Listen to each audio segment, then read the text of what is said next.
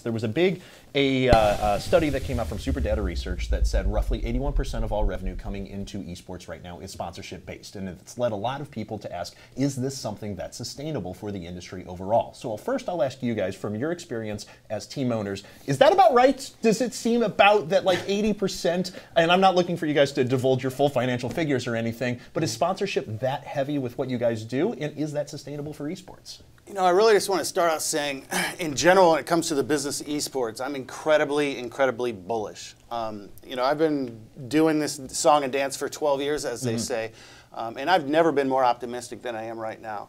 To answer your question more specifically, when it comes to kind of the mix of sponsorship versus other forms of revenue, I mean, that answer is going to be a little bit different for each organization.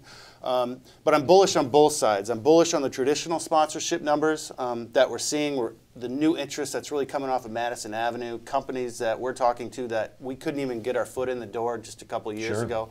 And I think that's incredibly exciting. But even more exciting to me, and I think Steve will probably agree, are new forms of revenue, at least in the team model, that are helping us expand our businesses. In-game sales with Valve that we were discussing before the show started, sticker sales, future revenue share with leagues, and we can discuss that a little bit later. But for the first time really in esports history, we're not going to be so forced to rely on sponsors. Is that always going to be a big chunk of our revenue? Absolutely. I mean, you know, we're advertising at the end of the day like most major sports, right? But once you start going out into merchandising, revenue share, in-game digital sales, and other things, and start to spiderweb, that's when you get longevity in business, and that's what really excites me.